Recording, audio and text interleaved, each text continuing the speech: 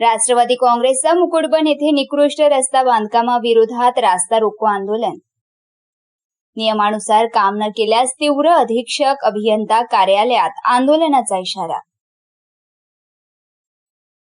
मुकुटबन येथील सार्वजनिक बांधकाम विभागाअंतर्गत सुरू असलेल्या सिमेंट कॉन्क्रीट रस्ता बांधकामामध्ये मोठ्या प्रमाणात अनियमितता व नियमांचे उल्लंघन होत असल्याच्या निषेधार्थ बुधवार दिनांक 20 मे 2026 रोजी बसस्टँड समोर मुकुटबन येथे रास्ता रोको आंदोलन करण्यात आले।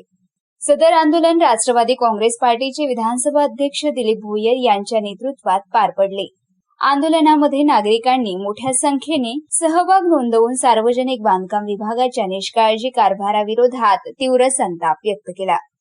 आंदोलनकर्त्यांनी आरोप केला की रस्ता बांधकामामध्ये निविदेतील अटी व तांत्रिक निकषांचे पालन करण्यात आले नाही। आवश्यक असलेले स्लिम फॉर्म पॉवर न वापरता फिक्स फॉर्म पॉवर वापरण्यात आले। तसेच कामाच्या ठिकाणी आवश्यक प्लांट उभारण्यात आले नाही।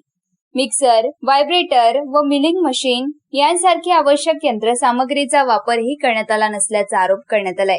सदर काम हे नियमबाह्य व निकृष्ट दर्जाचे असून संबंधित अधिकारी व कंत्राटदार यांच्या संगनमतामुळे शासनाच्या निधीचा दुरुपयोग होत असल्याचा आरोप आंदोलनकर्त्यांनी केलाय।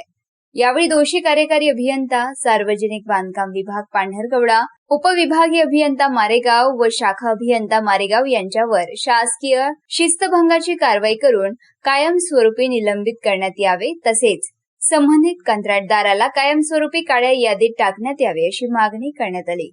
तसेच सदर नियमबाह्य रस्ता बांधकाम पूर्णपणे उघडून टाकून निविदेतील नियम व अटीनुसार नव्याने दर्जेदार रस्ता बांधकाम करण्यात यावे अशी मागणी आंदोलनकर्त्यांनी केली। आंदोलनादरम्यान काही काळ वाहतूक ठप्प झाली होती। परिसरात पोलीस बंदोबस्त तैनात करण्यात आला होता।